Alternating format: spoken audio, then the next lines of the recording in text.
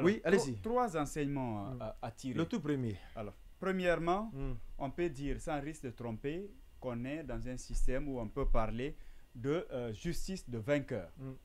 Aujourd'hui, tous ceux qui ont travaillé avec le CNRD ou le général Mamadi Doumbouya, on sait qu'ils n'ont pas, c'est pas les mêmes traitements, même quand ils sont fautifs, ils ne c'est peuvent pas pas les être mêmes inquiétés de la même façon que les anciens dignitaires du temps du professeur Alpha Condé. Ouais. Et ça, c'est un véritable problème.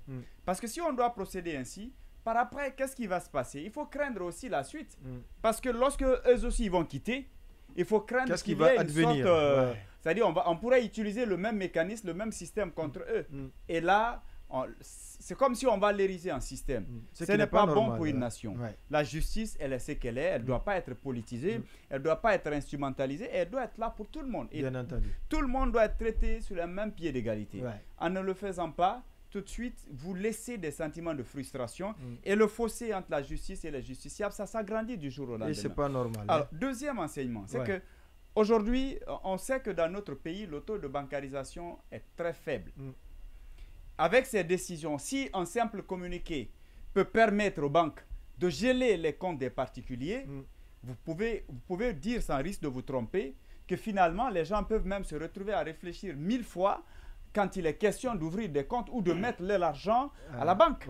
Si, parce que si vous pouvez êtes être aux affaires. dépossédé à tout moment. Oui, et puis même sans décision de justice, un simple communiqué, par une simple humeur de quelqu'un assis quelque part, il vous appauvrit. Et des banques qui se sont illustrées dans ce sens pensent qu'elles sont en train de, c'est-à-dire pour le moment elles sont dans les trucs, on les a identifiés. Ecobank est en tête mais de bien liste, sûr, et par ça rapport c'est à un sérieux problème, parce qu'après elle se plaît bien dans ça. De se méfier de ces banques parce qu'après c'est quand même autre chose. C'est une banque qui stagne. Oui, mais comment ça peut... mauvaise réputation. Justement, c'est une mauvaise publicité. Je vous dis aujourd'hui... D'abord, très mauvaise réputation. C'est une banque qui n'évolue pas. Mais qui est championne en gel. Partez dans les chiffres. Oui, et donc, même parfois ceux qui n'étaient pas concernés, Ecobank a gelé par anticipation les avoirs de certains commis qui n'étaient même pas concernés. Oui, qui ont gouverné, qui ont géré il y a plus de 20 ans en arrière. Ce n'est plus cette Ecobank, cette banque qu'on a connue par le passé. Je vais vous révéler les chiffres de l'année dernière. Prouvent à suffisance que c'est une banque qui n'avance pas, mais plutôt qui régresse. C'est vrai qu'elle est très en avance sur les autres, mais cela ne veut pas dire que c'est une banque qui avance. Voilà. D'accord, donc ça c'est un enseignement de sa mauvaise réputation qui à mon avis, peut avoir des répercussions après. Mais l'autre chose, et qui me paraît plus important, c'est qu'aujourd'hui, on a compris que en fait, le CNRD est parvenu à devenir le seul maître à bord. On a comme l'impression qu'on n'a pas d'association de défense des droits humains. On a comme l'impression qu'on n'a quand même pas des magistrats qui sont capables, c'est-à-dire de s'attaquer à certaines façons de faire du CNRD. On a comme l'impression qu'on n'a même pas de structure aujourd'hui sur place capable de dénoncer certaines violations. Et quand on est dans ce système-là, ça devient très dangereux.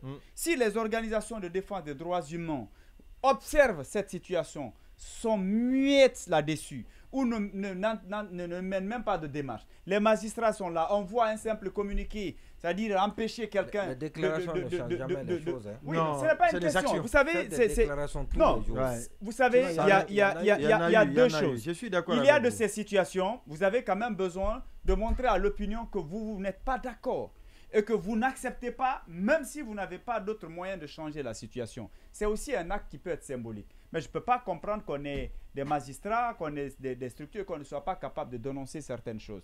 Maintenant, prenons ceux qui sont en détention.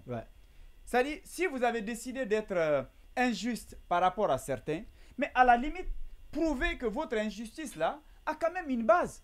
Juridique. Vous avez pris quelqu'un, vous avez mis en détention avec tous les bruits, c'est-à-dire vous avez joué sur son image, vous l'avez traité de tous les noms d'oiseaux, il a détourné dans tous les sens. Il y en a même qui vont même dans les médias pour dire tout le monde sait qu'ils ont volé. Vous passez 2 ans gratuite. Pendant 2 ans. Ça c'est l'État, hein? On ne parle pas des particuliers. C'est vous qui avez l'armée, qui avez les banques, qui avez l'administration, qui avez les douanes, les impôts. Vous avez tout ce qu'il vous faut pour prouver quand même que quelqu'un a volé. Vous passez 2 ans incapable de montrer même des indices.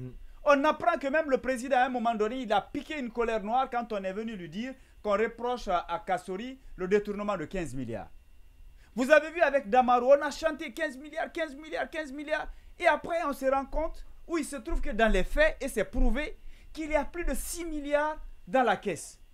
Incapable merci pour le mot. Voilà. Qu'il avait plus de 6 milliards qu'il a laissé à la banque.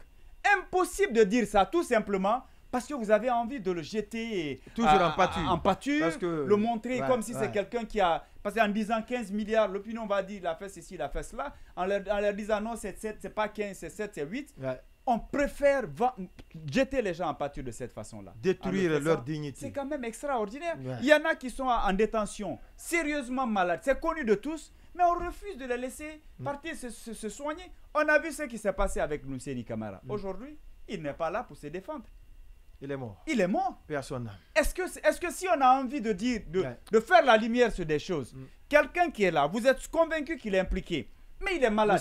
Vous-même, vous devrez le soigner. Des libérations conditionnelles. Vous le soignez. Même cela, on ne peut pas. Mais bien sûr, pour la manifestation de la vérité, d'accord, on va suivre. Vous devez le faire. D'accord, on va suivre. C'est vraiment